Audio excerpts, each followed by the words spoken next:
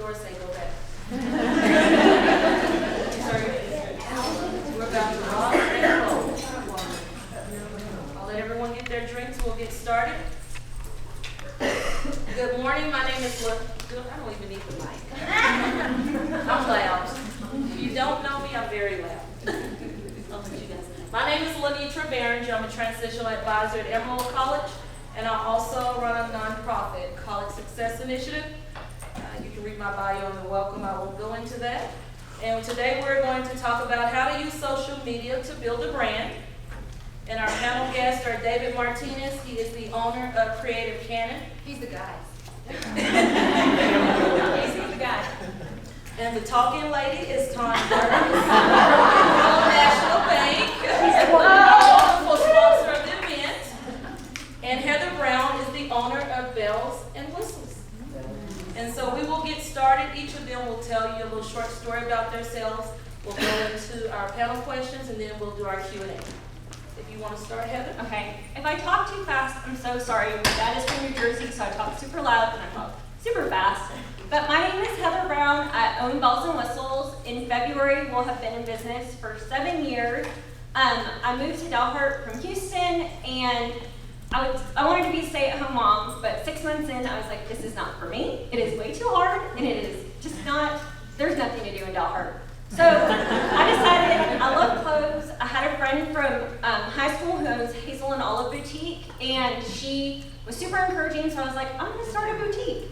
And here we are 7 years later. We ship 200 to 300 orders a day. It's like grown beyond my wildest expectations. I was working, or I thought I would go back to respiratory therapy if the boutique didn't work, but it has turned into a full-time job. Like, my plans of staying at home and doing this on the side really went out the window. It grew like crazy. So that's kind of my story.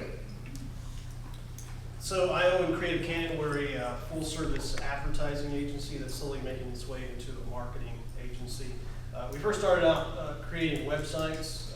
We needed to put a foot on the table for all of us, and so that's kind of how we got our foot in the door. I have 10 years of experience in TV. I shot for 10 years at Channel 10 as a news photographer, and 5 years at Channel 4 on camera.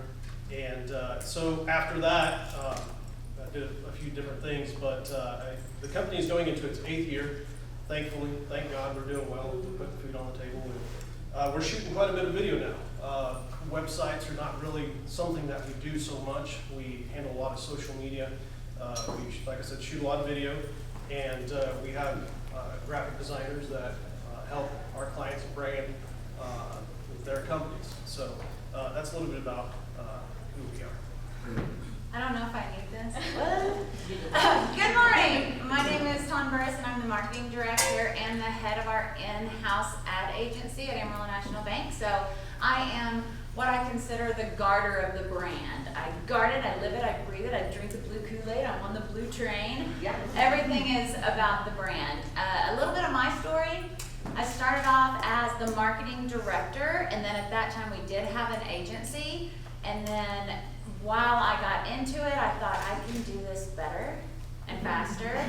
And so I strutted my big old butt right into the boardroom of Amarillo National Bank, and I talked them into letting me take over all of it. So I do all the ad agency. Everything you see here, it's all through our eyes and ears. So that's what I do. Dun. Okay, girl. So if you're looking for clothing ladies for your small business, Bells and Whistles. Videography, Mr. David Martinez, and money, Amarillo National Bank. So we're going to start. We're going to start with our first question. What is your favorite guilty pleasure? Okay, so mine are true crime and Real Housewives. I love everything true crime. I listen to podcasts all the time. Makes my husband super nervous. And then I am obsessed with the Real Housewives. Like, I probably know everything about them. And so, my favorite, I really love Beverly Hills, but Dallas has gotten really good. It's good. And then Atlanta, but so true crime and Real Housewives are my jam. So we met last week and we talked about this, and I've been thinking about it for about a week, and so I turned it into confession time? I'm not Catholic, but I was like, I guess I need to go see a priest. So yeah, 3 things for you. So I'm kind of a fat kid. I eat salted caramel, anything. So that's awesome. I like to go into Fantasyland and look at cameras that are super expensive, and I'd like to buy maybe one of these days you want to borrow some money. They won't let me do the money, isn't that rude? And then I have 2 sisters, and when I hang out with them, I'm always pushing them to listen to ABBA because that's what they listen to. So I do like that. That's a good one. Okay, my guilty pleasure. Have y'all ever seen Catfish on MTV? Yeah. Yeah. They fall in love and they think it's this mom and dad, somebody in their basement chilling. Anyway, so Catfish. I'm all about some Catfish. MTV. Catfish. If you haven't seen it and you want some mind-numbing, that's your jam. And not the fish you fry. And not the fish you threw. So Heather, how do you decide which platform to use? So in the 7 years I've been in business, we have kind of been fluid in what platform we focused on, just with changes. So when I first started, we were a website, and then we were on Facebook. And Facebook showed everyone everything, and it was amazing, and you didn't have to pay to advertise. And then slowly they kicked in their algorithm, and we went to Instagram. And we were doing a lot with Instagram, and then Facebook bought Instagram, and then Instagram created an algorithm. So we got in probably pretty early on Facebook groups, and that is responsible for most of the growth in my business. I think it allows you to have a really personal relationship with your customers. I will do anything for anyone. I'll go up to the store at 10 o'clock at night. Right now I was telling them I'm messaging with a husband who's trying to buy his wife a dress for date night. So I think a Facebook group really facilitates that, but now Facebook isn't showing notifications to all your group members. So we've started to rely heavily on an app that we had made through the comment selling platform we use, and that's where 90% of our customers are now. They see our Facebook and our Instagram stories, but a lot of them are purchasing through our app. So I think you have to be willing to try new things. Don't put all your eggs in one basket. Don't get married to one social media platform, because it will inevitably change when you think you've got it figured out. So you have to be willing to try new things and get in early. If your customers are pushing you to try Snapchat or TikTok or whatever, be willing to try it and see how they respond. Yeah, so to kind of add to that, what we do is ask a lot of questions. I think you definitely need to figure out who your target audience is before you even venture into the social media world. You have to figure out who's looking at you. It's only fair if they're going to come and look at your store for you to be able to look at them. So make sure that you take a look at the information that's coming to you through the back end of your website, through social media pages, through Instagram, through Facebook. Who is looking at you? And once you figure that out, I think that's when you can start to target those people a little more effectively. You don't want to go out and shoot a shotgun in the air and hope to hit a bird. You want to try and make sure that you are spending that money effectively. And I think that's what social media does. It's fantastic with a lot of clients that we have. We're able to pinpoint with those people the exact funds that they have to make sure that they hit that target with who they're trying to attract. We have a lot of clients that don't have a lot of money, and thankfully social media is able to open those doors for those people. But again, you got to make sure that you are talking directly to those people. So look at the information that's coming through the website, and again through the back end of Facebook. You can get lost really quickly, but remember, YouTube is your friend. Make sure that you use all of those tutorials, and they will guide you. Do you want me to speak?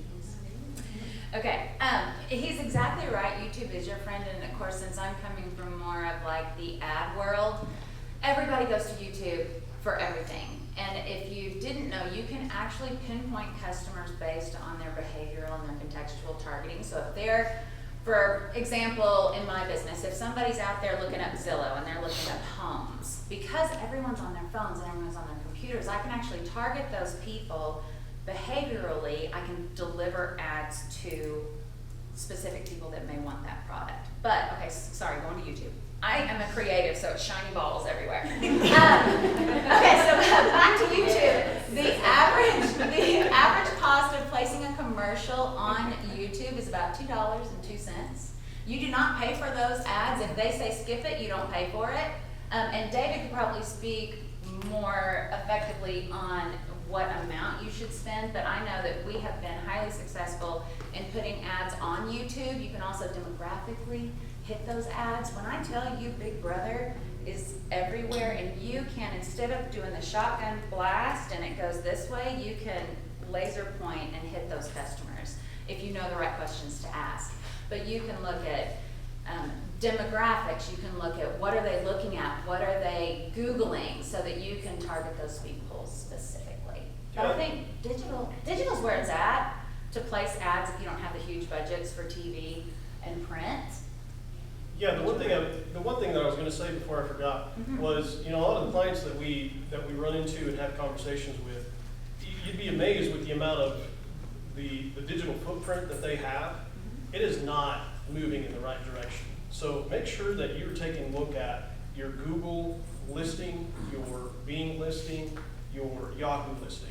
If you look at those three main search engines and your information is not the same across the board, you're losing money if you're boosting anything. So make sure that you take a look at all that. The information from Facebook to Instagram to the Google listing to the website, you'd be amazed how one letter will throw a lot of things off. If it's not moving in one single direction, then you got to stop that train right now and fix that. He's exactly right. Did you know in your Google listing, somebody can go in and change the hours of your business just by requesting that change? So you have to constantly monitor how your Google listings are, and they do have to be the same amongst Google and Bing, because what happens is if they're not identical, Google doesn't see you as a relative business or one that is stable and consistent, and so you will actually lose points in the search. Does that make sense? You'll go down in search if you're not consistent. Yeah. We oftentimes will turn clients away and say, look, you have to fix this, and we're not going to charge you. We'll tell you how to do it, but take the time, sit down, and straighten all that out, because you can't move down that road any if that information is incorrect. Yeah, that's good. So Ton, how do you choose your brand? How do you choose your brand? Start right in, ladies. Okay, the brand of your business is just as important to me as the quality of your business. The brand has to live in your customer service. It has to live in the tone of voice that you put out there, whether it's responding to somebody on social media, whether it's speaking to somebody on the phone, whether it's in an actual ad. You need to have a tone. For example, our tone at Amarillo National is like not, we're committed to your success by providing monetary bleep, bleep, bleep, bleep, bleeps. That's not how we do it. It's like, we're dropping the F-bomb, fees are going down. Anything that catches their attention, we're like, oh, that'll make them go, what the heck does that mean? Anyway, so brand is extremely important. I do encourage you to have what's called graphic standards. What graphic standards is it's the font that you use anytime that your brand is seen. It's going to be on your business cards, it's going to be on your boxes, it's going to be on your social media. You also want to have a color, certain colors that are affiliated with your brand, and I do encourage you not to wade too far away from what your graphic standard is. One of my favorite stories, the owner of the bank came down, and I had maybe been on the job a week, and he comes downstairs and he's like, look out the window. And so I'm like, oh gosh, what am I doing? So I looked out the window and he said, what do you see? All I saw was the tail end of a FedEx truck. I saw the X, and it wasn't even the whole X. It was just a portion of the X. And he said, what is that? I said, a FedEx truck. I said, how do you know? He said, because every time you see that brand, it's the same thing. It's consistent. So it's the look of the brand, the font, the color, the tone of voice that you use in marketing, and it's also your customer service. It's your employees. How are you going to sell yourself? That to me is your brand. Also, ladies, young girl, going off script. Some of the best advice that I ever received from my mom, and being a woman and being in an industry where we do have a lot of men, we love David though. Confidence draws people like a magnet. You walk in, even if you're like, oh my gosh, we know how we all speak and think, and it's like, oh my God, my hair's not perfect, I can't go in there. Confidence, you walk in there like you know your business, doesn't mean that you have to be aggressive, but confidence draws people like a magnet, and they will draw to you if you exude that. I just wanted to throw that in, because that's gotten me a long way. That's a great one. Amen. That's good. Catfish! You have anything to add to that, Heather? Well, and I think for your logo, you just have to also think, like, putting it on everything. So truly think about, in 5 years, is this still gonna make sense? Am I gonna hate it? There's a lot of like generic logos out there. So like for us, our logo includes a dress form with bells and whistles. It might not be the most obvious what we're selling. So you just wanna make it clear to your customer like, what you're selling, and think about how much work it is to change. So when you do decide, you know, your colors, your font, make sure it's something you're good with for a while, because you know, some years in, I'm like, we used to have the same logo we did 6 years ago.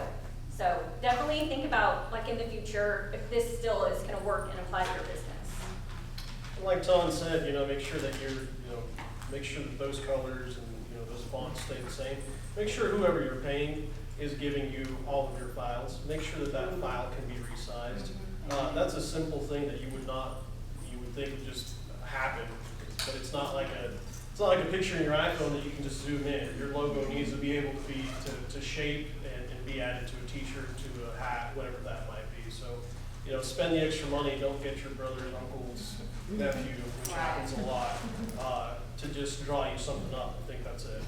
It's a moving object. It's the brand. That is the life. That is the name of your company. So, put in a little extra money and make sure that you're getting what you're paying for there. And there are a lot of great local graphic artists that will work just by job. So you can hire one of them to come up with concepts and designs so that you can look at them. And I do really think it's a great idea to find somebody that is good at graphic design, especially with your brand, because that is an extension of you. So there are a lot. And I think on average, I think they charge $100, $125 an hour. So, I mean, it's fairly affordable for something that you're hoping that will last for years. So look for vector files, PNG files. So David, how do you differentiate between personal and business branding?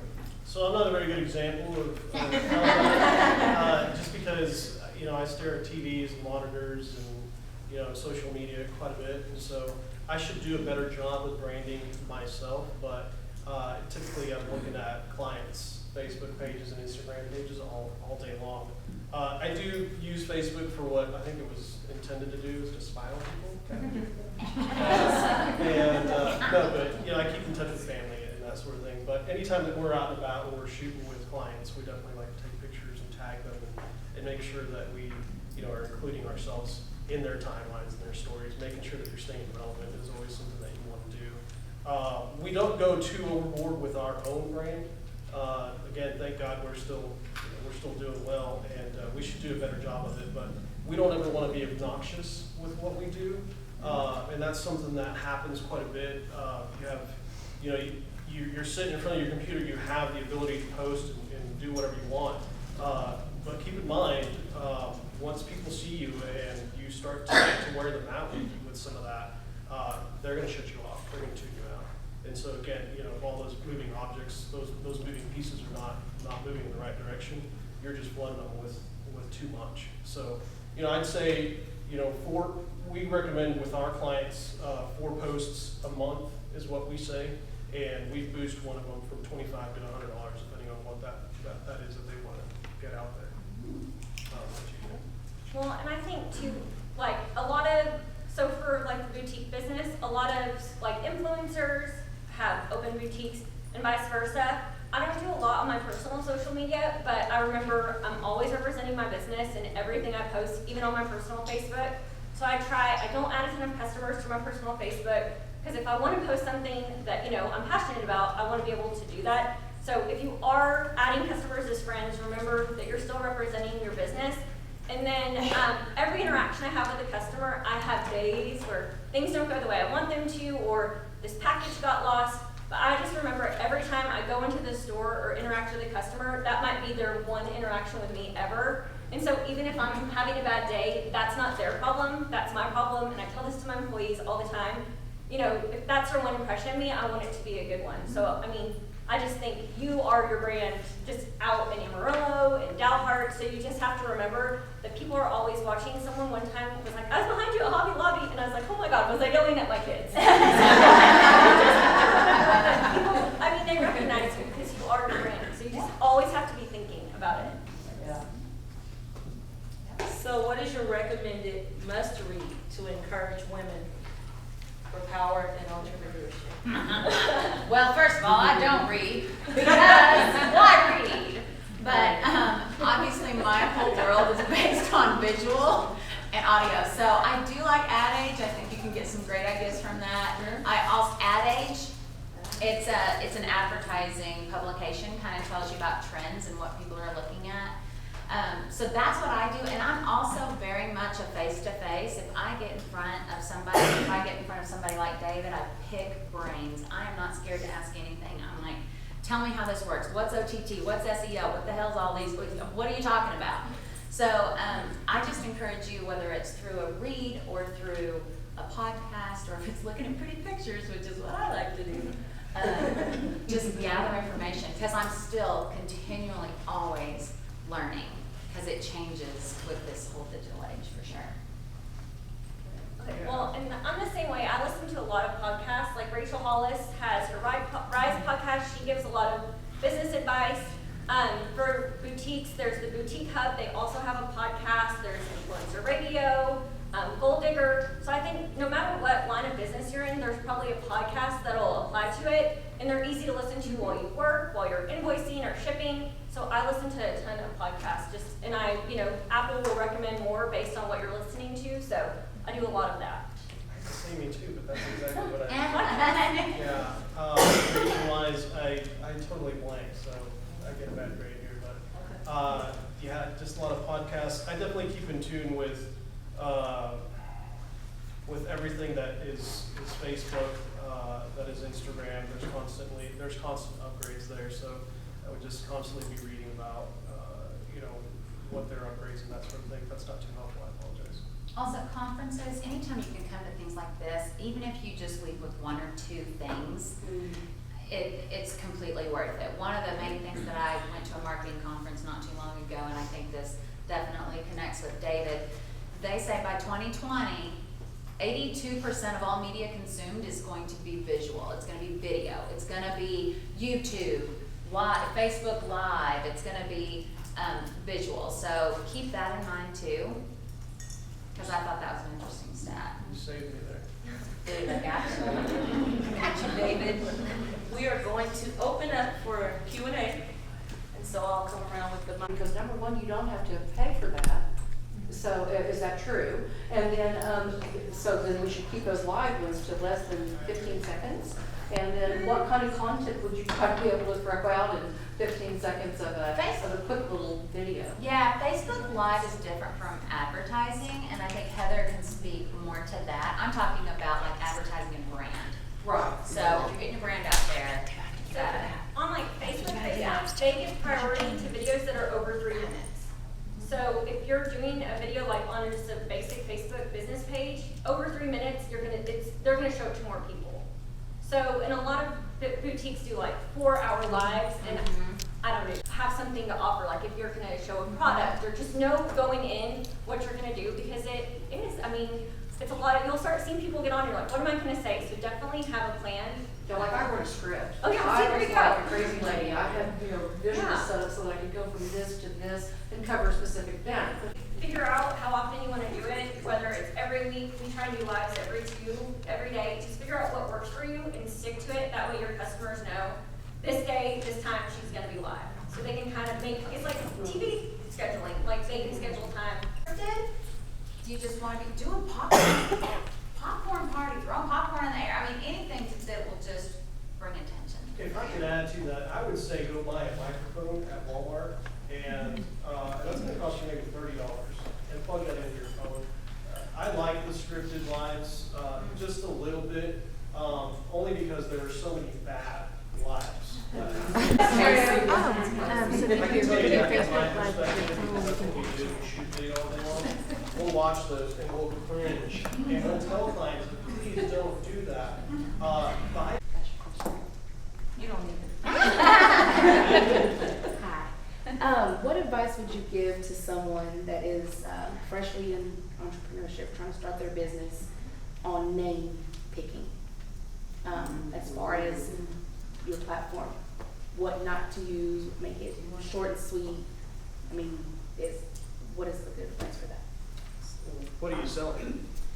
Well, so it's kind of a mix between the You're two. trying to decide which you want to do. I think your name needs to, well, it's twofold. You can have a name and then have what's called a tag, which is going to be like your sub-tag McDonald's. I'm loving it, you know, or what's another one? Yeah, taglines are something that people overlook, and it's something that you Yes. should lean on, Mhm. because it is something that's going to accent that name. And explain what your business is. So even if you do a clever name, I do suggest you Google that name to see what pops up. I can't remember what it was. We were gonna do something, I'm not even kidding. And I was like, let me Google it and see what it is. It was the Blue Door. That's what it was for our mortgage company. It's a porn site. I was like, sweet.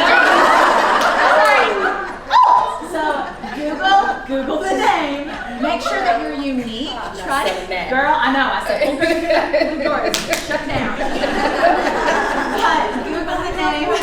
I mean, we could get some interesting clientele.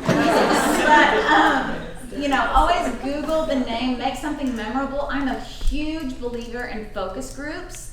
I have been known to walk into a gas station and be like, hey, da-da-da, or da-da-da. And I just get opinions. And I think that's a great, but Google your name. Okay. And something memorable, a tagline that's memorable, something that's cool. Okay. Thank you. Yeah, I like short, sweet, to the point. You know, really figure out at the core what it is, so that it stays evergreen, and then just kind of sleep on it, ask your friends, and make sure that it's something that is genuine. I would never go overboard with something that is just in the end going to be tacky. Okay. Don't go trendy. You know what I mean? Think about trends something. change. Yeah. And there are also a lot of very amazing local writers that are creative, and I can give you some names, girl, I got you. Because they are local and extremely creative. The guy that I use will come up with 50 different names, and then I just go through and I'm like, no, yes, no. Okay. And he's great. So, utilize those local talents. We have a lot of them. I'll come talk to you. Girl, I got you. Okay. Thank you. What is the best way when you're doing a Facebook Live? Sometimes I watch one and it drives me nuts because they just sit there and they go, oh, hi, Rachel. Oh, hi, Susan. And then they are talking and then they go back to these comments that they're reading and they're addressing more people. That drives me nuts. I just rather they just get to what they're going to do. There's a reason why. Customers really respond when you call them out by name. So if anything you read about lives, it's so important that you acknowledge customers, that you respond to their comments, because that makes them feel like, oh my gosh, that's me. Like, if I'm on a live and I'm like, hey Lisa, then Lisa's like, oh my gosh, she sees me. And hey, she just asked this question. It makes them feel like you're seeing them, they're important, and like Oprah says, like, all we want is to be heard. And you're letting your customers know they're being heard. So like, it really is important, even though it can be, like, when I do it, I feel like schizophrenic. Like, I'm like, hey, and then this. But it really, it matters to your customers, because then they feel like, oh, she knows me. Like, I know Maggie just had knee surgery. So if I see her get on the live, I'm like, Maggie, how's your knee? And it really means a lot to them. And you do that relationship marketing where when they need something, they're like, well, Heather's my friend, so I want to buy from her because she appreciates me. So there really is a reason why people do that. So the question again was, what was it? Facebook Live. I mean, sometimes I think they do it too long. I mean, and you're, as a listener, you're like, get to the point. Yeah. Okay. I would say, figure out why you're using it. Are you using it to showcase something, or are you using it because you're bored? I mean, really, I'm not a big fan of it at all, because it can go bad very quickly. And like you said, you wear people out. So once you get to that point, I would recommend you hire somebody to get a video shot. It's not as much as you would think, and I think that's something that you could use across every platform. Those things are great, but spend some money. And you can also do pre-recorded lives where you do a live with no one commenting in, and you show your stuff and then play it back. So it's you so for meeting you try not to close, but there's no interaction, and those have gotten really popular too. So if you don't like the, hey, how are you, or, then that might be a good option. Any other questions? We got time for one more. And this might be more targeted towards David. I do marketing and I have a client who is fantastic, but they're very difficult in their style. They are very stuck where they are and they refuse to let us branch out a little bit more. Their content is a mile long and you know no one's going to read that. They use 6,000 emojis and the photos are always collages. And I try and I try and I try, yeah, that's the face I make too. I try and I explain and I show the numbers and I show, how much this would change and they just refuse. Do you think there's any way that I can convince them otherwise? So, I have a client that's like that. It's hard for a guy that is 39 years old walk into a roofer and tell him, hey, look, what you've been doing for years, while you might be successful, you need to change.